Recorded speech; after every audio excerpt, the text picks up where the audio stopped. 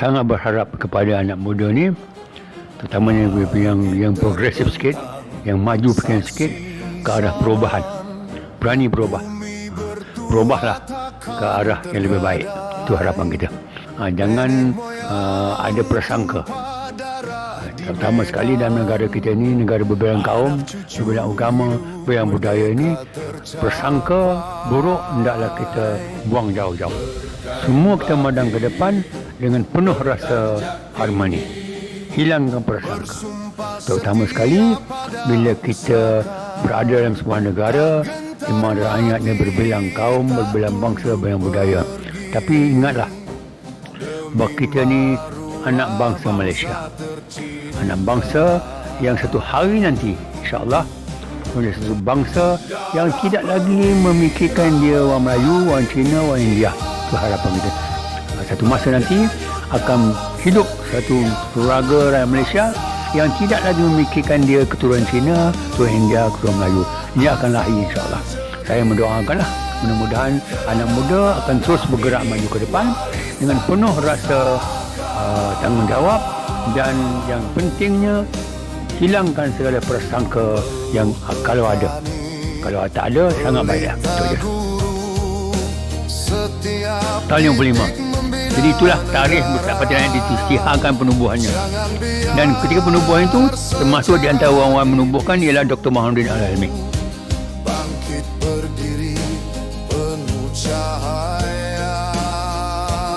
Bila ditubuh pada tahun 1955 itu, saya ketika dah mengajar di sekolah Tebuk Jawa di Sabak Bernam. Sekolah Sabak Bernam ketika itu ya tempat yang paling tak digemari cikgu-cikgu lah. Jauh, tak ada jalan raya, api tak ada, air tak ada.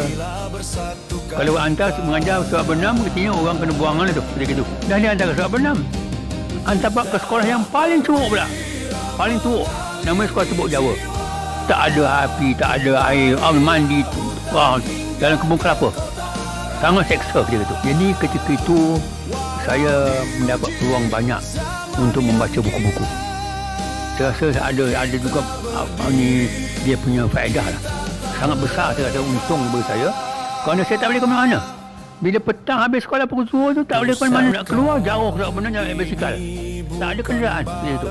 Jalan raya kecil, jalan masa itu sangat teruk. Api tak ada, air tak ada. Jadi ketika itulah saya berpeluang banyak membaca buku-buku. Buku-buku ketika itu banyak buku-buku daripada Indonesia. Dan ketika itu memanglah Indonesia tengah berperang dengan Belanda sebagainya. Pejuang-pejuang sebenarnya tidak mengharapkan apa-apa pun. Hanya kita mengharapkan negara ini bebas daripada penjajahan dan rakyat hidup dengan bermaruah. Bukan harusnya diselewengkan oleh pihak-pihak yang berkuasa. Dalam tahun 48 itu ada berlaku pergolakan besar, iaitu ketika itulah saya rasa berlakunya satu perubahan. Ketika itu menjadi British telah mengisytiharkan darurat. Kalau saya dalam bulan Jun British menjalankan darurat. Jadi ketika itulah saya nampak parti-parti politik ataupun persatuan-persatuan semuanya diharamkan oleh pihak British. Yang tak diharamkannya hanya UMNO saja. Itulah sebabnya sekarang ni UMNO ni lah saya rasa yang menjadi kuda tunggangan British, yang menjadi pendeknya tali baru British lah, yang boleh mengekalkan British, pengaruh British di Melaya ni dengan negeri ini ialah UMNO. Kerana bila parti-parti politik semua diharamkan, yang tinggal hanya UMNO saja. Ketika itu berlaku banyak pergolakan, dan bila darurat diisytiharkan oleh British tahun 48, semua parti-parti diharamkan dan pejuang-pejuang ditangkap, pimpin-pimpin ditangkap. Ramai yang tak ada mahu ditangkap melarikan diri ke dalam hutan untuk meneruskan perjuangan angkat bersenjata. Kemudian perjalanan itu berkembang dengan baik sekali, dan saya suka mengingatkan bahawa di antara parti-parti politik ketika itu yang paling dicurigai oleh British ialah Angkatan Pengurusan Insaf. dia tak berapa curiga parti komunis. Kalau kita bandingkan di antara parti komunis dengan Angkatan Perhubungan Insaf, British lebih takut kepada Angkatan Perhubungan Insaf.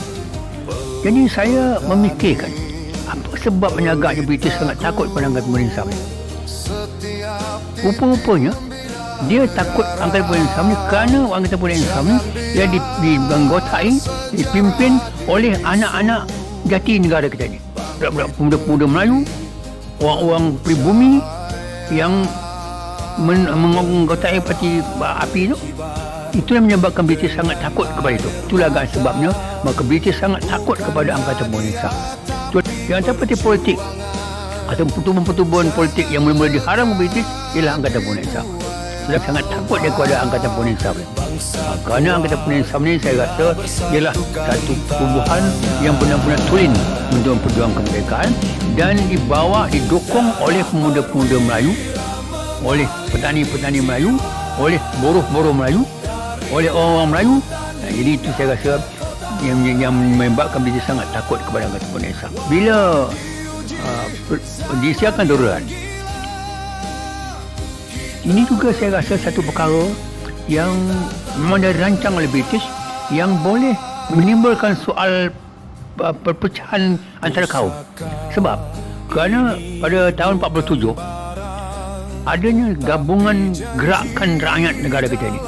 Dia tidak lagi pendeknya soal perkauman tak timbul ketika itu. British dapat memecahkan tentang perpaduan rakyat tu. Orang Melayu akan dimomokkan bahawa darurat ini dibuat kerana menyelamatkan orang Melayu daripada dijajah, daripada negeri kita ni diambil oleh bangsa lain.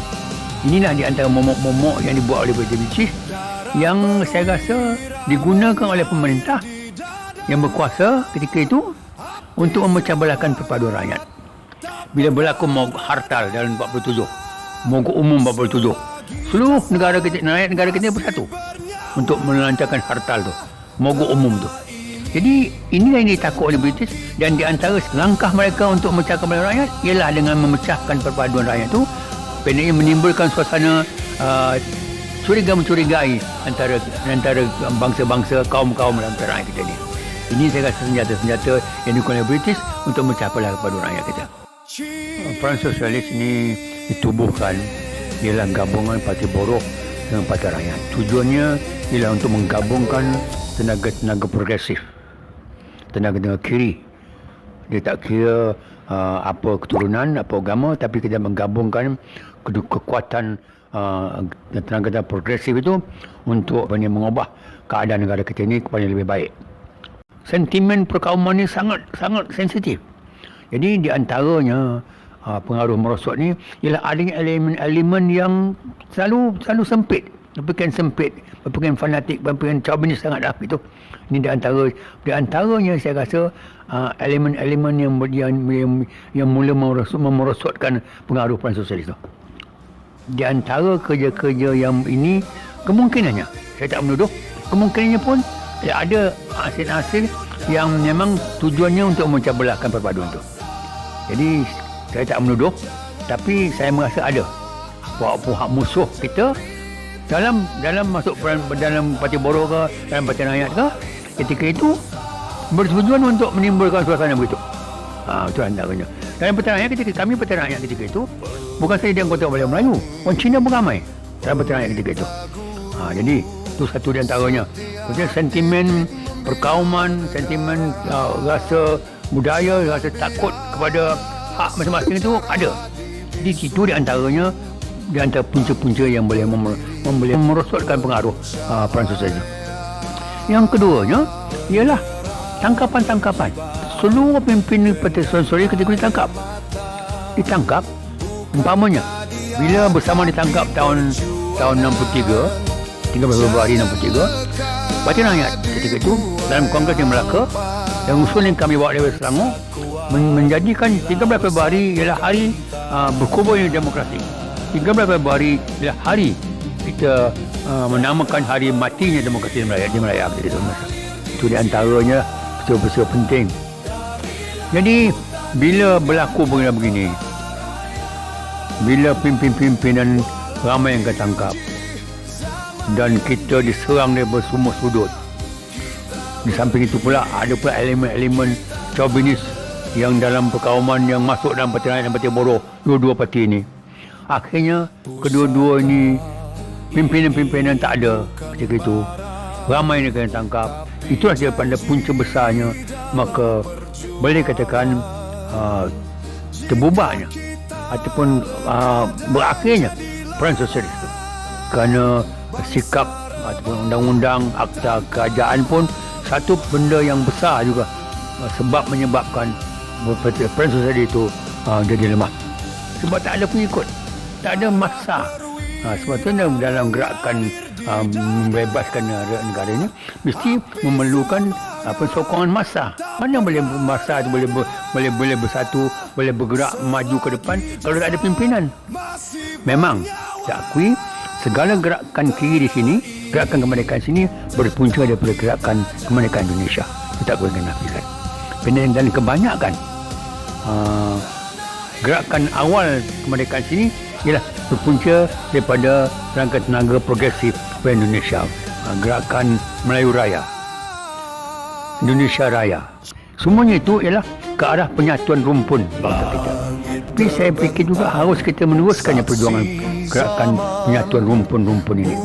Kerana akhirnya saya rasa matlamat terakhir kita untuk memperkokoh perjuangan rakyat ini harus adanya satu kerjasama dengan rumpun kita di alam ini. Kalau ini alam Melayu umpamanya, mesti ada satu gerakan untuk menyatukan semua rumpun kita ni dalam satu gerakan. Memang tak kita nafikan Indonesia ialah satu punca atau Indonesia adalah tempat kita mendapat ilham pada perjuangan dalam tanah air kita ni. Saya tak nampak adanya gerakan yang sungguh-sungguh ke arah penyatuan itu, tak ada. Tak tahu saya mana silapnya, tapi saya nampak begitulah. Tidak ada satu kesungguhan dan tak ada satu ketokohan. Itu saya rasa penting jugalah orang yang akan membawa tu, kan, orang yang akan memimpin gerakan itu. Kerana dia revolusi ni mesti ada pemimpin. Ada pemimpin dia tak menjadi revolusi ni kan. Gitu. Jadi itulah saya tak nampak satu tokoh yang boleh memimpin. Itu yang pertama saya rasa. Satu tokoh yang boleh memimpin ke tengah, tak ada. Kalebarnya tak ada. Tak ada kalebar itu. Perjuangan yang sungguh-sungguh. Perjuangan yang betul menyentuh hati nurani rakyat lah. Baru dia timbul begitu. Jadi sokong ni bukan boleh kita paksa-paksakan. Sokong ni datang daripada hati yang daripada seluruh hati kita. Sokong yang kita berikan keluar ni bukan kerana satu paksa-paksaan dah. Dia tak kekal. Yang kekal sokong itu adalah yang sudut daripada hati kita. Jadi saya tak nampak sekarang ni satu tokoh yang betul-betul boleh berjuang dan berdasarkan pula kepada realiti alam kita ni pula pun satu juga.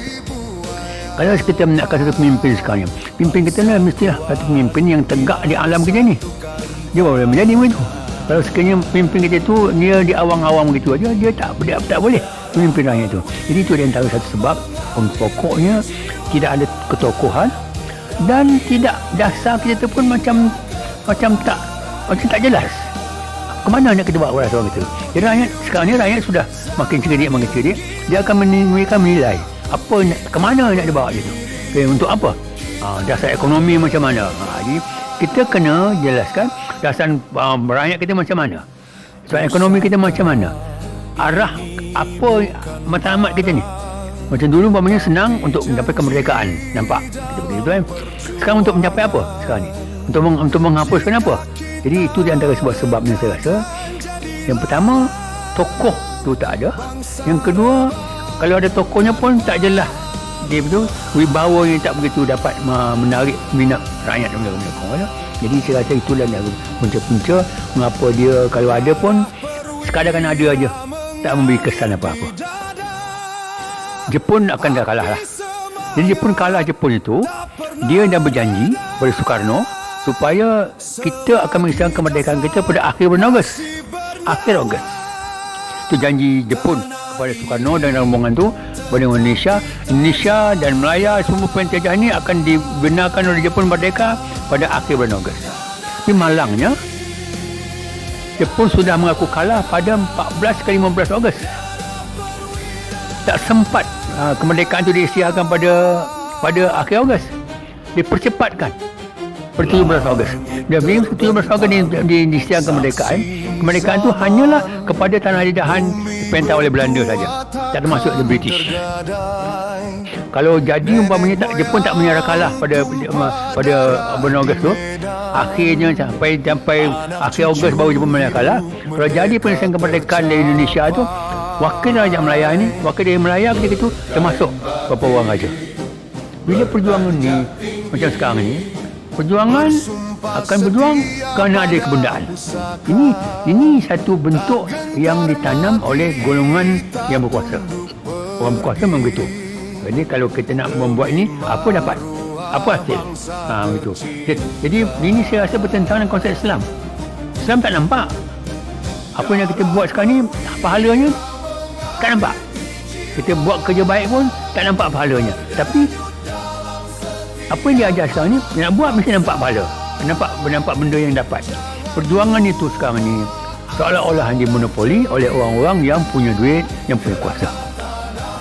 Dulu Melaya, sekarang Malaysia gitu. Tapi apa yang kita tengok sekarang ni ialah bentuknya tu. Namanya mungkin lain, tapi bentuknya macam.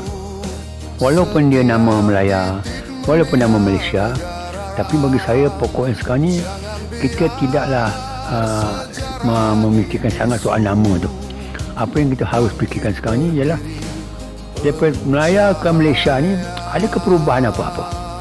Yang penting sekarang ni yang berubah ialah isi yang kita nak ubah, bukan kulitnya, bukan namanya. Kalau dulu nama Melaya, kalau sekarang nama Malaysia, sekarang Malaysia ni rakyatnya hidup dengan penuh aman, dengan penuh bahagia, dengan penuh kebebasan. Itu boleh kita boleh gitu kan. Tapi kalau sekadar nama berubah, cerita-cerita lama juga, isi lama juga, tidak ada apa artinya. Sangat berharap kepada anak muda ni, terutamanya yang progresif sikit, yang maju sikit ke arah perubahan. Berani berubahlah ke arah yang lebih baik. Itu harapan kita. Jangan ada prasangka. Terutama sekali dalam negara kita ini, negara berbelang kaum, berbelang agama, berbelang budaya ini, prasangka buruk hendaklah kita buang jauh-jauh. Katanya apa yang kita harapkan sekarang, semua kita madang ke depan dengan penuh rasa harmoni. Hilangkan prasangka. Terutama sekali bila kita berada dalam sebuah negara di mana rakyatnya berbelang kaum, berbelang bangsa, berbelang budaya. Tapi ingatlah bahawa kita ni anak bangsa Malaysia. Anak bangsa yang satu hari nanti insya-Allah menjadi satu bangsa yang tidak lagi memikirkan dia orang Melayu, orang Cina, orang India. Itu harapan kita. Dan insya-Allah akan berjadi, akan berlaku insya-Allah. Satu masa nanti akan hidup satu keluarga rakyat Malaysia yang tidak lagi memikirkan dia keturunan Cina, keturunan India, keturunan Melayu. Ini akan lahir insya-Allah. Dan ke arah itu saya mendoakanlah, mudah-mudahan anak muda akan terus bergerak maju ke depan dengan penuh rasa tanggungjawab, dan yang pentingnya hilangkan segala prasangka yang kalau ada. Kalau tak ada, sangat baik. Itu je lah.